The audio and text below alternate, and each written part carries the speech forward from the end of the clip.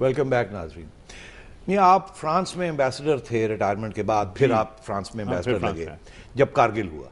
बिल्कुल। तो मुख्तसर मुझे ये बताइए कि फॉरेन रिएक्शन क्या था, लोग हमारे बारे में क्या सोच रहे थे? हमारे बारे में ये सोच रहे थे कि इन्होंने एग्रेशन किया हुआ है, सीधी आप दुनिया ये कहती थी कि हमने एग्रेशन किया। फ्रांस ने मुझे बुलाया, मैं एम्बेसडर था, उन्होंने कहा कि जी आप कह रहे हैं कि मुजाहिदीन कर रहे हैं, ये मैं आपको तस्वीरें दिखाता हूँ कि आपकी जो रेजिमेंट है वहाँ की फ्रेंच आपको तस्वीरें फ्रेंच दिखा रहा है मुझे, तस्वीरें सैटेलाइट से ली हुई, और ये आपकी व्हीकल्स हैं, ये आपके पर्सनल हैं वगैरह। ये तो हमारा तो बिल्कुल क्लियरली ये है कि हम समझते हैं कि आपने एग्रेशन की हुई है, और ये हम सबसे कहने को तैयार हैं, आपसे कह रहे हैं। तो फिर यहाँ क्या रिएक्शन था जब आपने आके ब्रीफिंग दी? कि मैंने तो वहाँ से तार में ब्रीफिंग दी, लेकिन उस वक्त तक मेरे ख्याल से बहुत से ममालिक ने ये कह चुके ये बात तो कोई नई चीज़ नहीं थी, वाज़ेह हो चुकी थी, और दूसरे किस्म के एक्सक्यूजेज आ रहे थे।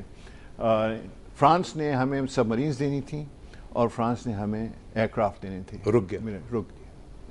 मियाँ, आप उसके बाद चेयरमैन क्रिकेट बोर्ड बने, मगर उससे पहले आपने as manager of the Pakistan team 99 में आप एक क्रिकेट टीम को इंडिया का दौरा भी आपने किया, जो पहली सीरीज थी बड़ी देर के बाद।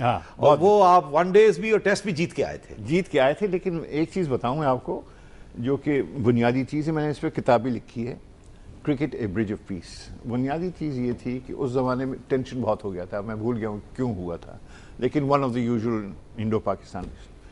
तो उस वक्त मियाँ साहब ने मुझे बुला के कहा कि मैं आपको मैनेजर बना रहा हूँ। आई वॉज गिवन 48 आवर्स, आप जाइए इस टीम के साथ, आप क्रिकेट को समझते हैं और लेकिन आप डिप्लोमेट भी हैं, तो आप वहाँ जाके मैं चाहता हूँ कि क्रिकेट डिप्लोमेसी हो, और इस क्रिकेट टूर से कुछ ये बेहतर हो। कारगिल के बाद था ये? नहीं, ये कारगिल से पहले था। कारगिल से पहले था, और कुछ और टेंशन हो गई थी। हमारे यहाँ तो होती रहती है। तो अच्छा, अब जाने से पहले उधर शिवसेना और बाल ठाकरे ने ऐलान कर दिया था कि अगर पाकिस्तान टीम आती है तो हम उनको गोली से मार देंगे, खून खराबा होगा। उन्होंने हमला कर दिया था इंडियन बोर्ड पर, उन्होंने हमला कर दिया था पाकिस्तान एम्बेसी पर, उन्होंने हमला कर दिया था क्रिकेट पिच पर, उन्होंने खोद के उसे रख दिया था दिल्ली में। तो टेंशन बहुत थी, और जब मैं हवाई जहाज में बैठ के टीम के साथ जा रहा था तो सबके मुंह फक थे बिल्कुल कि हम कहाँ जा रहे हैं, पता नहीं क्या होगा हमारे खिलाफ।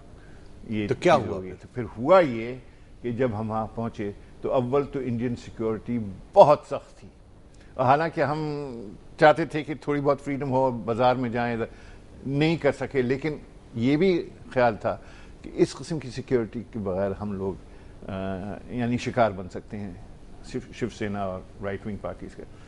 अब साहब हुआ ये कि ये सब जो हो रहा था तो उससे एक रिएक्शन पैदा हो गया, और जहां भी हम गए हमें बड़ी जबरदस्त वेलकम मिली पब्लिक से, कि बावजूद शिवसेना और बाल ठाकरे के ये लोग आए हैं और आकर क्रिकेट खेल रहे हैं। और फिर आप क्रिकेट सीरीज जीत गए। और मैंने हर जगह कहा कि जी हम लड़ाई लड़ने नहीं आए, हम पॉलिटिक्स के लिए नहीं आए, हम तो क्रिकेट खेल रहे हैं। तो उसके बाद फिर आपने इंडिया को पाकिस्तान इनवाइट किया। फिर उसके बाद जब ये सबसे इंपॉर्टेंट चीज़ थी कि जब हम मद्रास में जीते हैं टेस्ट मैच चेन्नई में, तो 20,000 आदमी वहाँ रुके रहे और हमें खड़े होकर। तो मेरे बेटे ने मुझे फोन किया कि भाई आपका जीतने तो अलग बात डिप्लोमेसी है, लेकिन अजीब चीज ये है कि एक इंडियन क्राउड 20,000 स्टैंडिंग यही हुआ जब इंडिया पाकिस्तान में आई 2003-2004 और ज्यादा भी हुआ, और यहां भी लोगों ने उसी किस्म का इस्तेमाल किया और इंडिया जीत के गई यहां से। और लोग यहां उनको सलूट कर रहे थे, और ये अमन का जो पीस प्रोसेस था चल पड़ा, बड़ी जबरदस्त चली थी उस वक्त। तो इसलिए कि मुझसे ये जो आपके KPS मेनन हैं, जो कि फॉरेन सेक्रेटरी रहे हैं और उस वक्त यहाँ पर हाई कमिश्नर थे इंडिया के, उन्होंने मुझसे एक अल्फाज कहा, बड़ा इंटरेस्टिंग एक फिक्रा। उन्होंने कहा कि देखिए जी, 20,000 इंडियन फैंस यहाँ आए हैं ये मैचेस देखने, जिस तरह से आपकी पब्लिक ने इनको वेलकम किया है, आपने 20,000 पाकिस्तानी एम्बेसडर्स वापस भेजे हैं। पब्लिक का वेलकम यानी बियॉन्ड वर्ल्ड, इससे तो यही जाहिर होता है कि आवाम वहां की और यहाँ की अमन ही चाहती है। अमन चाहती है, और जब मौका मिलता है वो इज़हार करते हैं। अमन चाहती है, और अब भी चाहती है। बंबई हुआ, बड़ी अफसोस की बात हुई कि हुआ, लेकिन अमन पब्लिक अब चाहती है। अब हार जीत जो पहले होती थी कि भाई ये तो लड़ाई है और हारे नहीं और दिन भर में 122 रन बनते थे, अब इट्स बिकम अ गेम।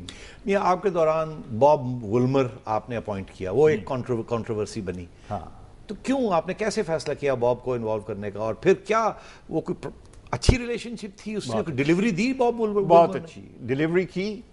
और ये बॉब वुल्मर, ये 3 हमारे दिमाग में लोग आए हुए थे। रमीज राजा मेरे साथ था, तो he gets a lot of credit from this. वो ही मुझे एडवाइस कर रहा था कि अब हमें बाहर का आदमी चाहिए फॉर गुड रीजन।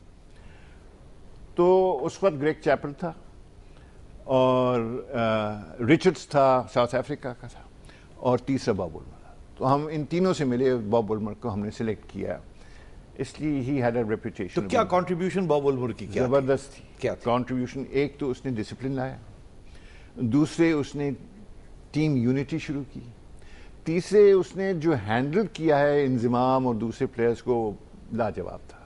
सबकी कॉन्फिडेंस गेन की, सबके पास रात को जाता था, बैठ के बातें करता था, और वो आदमी बहुत ही नफीस आदमी था। उस फर्क ये हुआ कि नेक्स्ट 7 मैचेस अगेंस्ट इंडिया 7 सारे जीत गए आप? सारे जीते हैं। अब हमारे यहाँ हमारी पब्लिक तो और चीजें तो हो, इंडिया से जो मैचेस होते हैं उनके लिए सबसे ज्यादा इंपॉर्टेंट। तो 7 सक्सेसिव विक्ट्रीज कलकत्ते में और बर्मिंघम में और एम्स्टरडैम में और बॉब इंडिया वुल्मर के में। दौरान ही फिर 2 हादसे भी हुए। एक वो ओवल में जो हादसा हुआ, ओवल का तो बड़े अफसोसनाक, मतलब है, आप भी थे, बॉब वुल्मर भी थे, आप हैंडल नहीं कर पाए, ये क्या मैं हुआ? अपने आप पर भी इसका लेता हूं थोड़ा। इसका बात असल में ये है कि हमें मालूम था कि ये हेयर जो है ये हमारे ये अंपायर आपके खिलाफ, अंपायर खिलाफ शुरू से, और मैंने बहुत कहा था, लेकिन दैट्स अ लॉन्ग स्टोरी। और हेयर ने जब ये डिसीजन लिया, और बड़ा गलत लिया है, और मैं बाय द वे एक किताब लिख रहा हूं जिसमें कि पूरा डिटेल में दे रहा हूं, जो कि अभी तक वाजे नहीं हुआ है। तो हेयर ने जो ये डिसीजंस लिए हैं वो बड़े सोच समझ के लिए हैं। अच्छा, रूल्स को पढ़ के लिए हैं। मिसाल की तौर पर अगर अंपायर कह दे कि आपने बॉल टैंपरिंग की है तो उसकी कोई अपील नहीं है। His is the final word.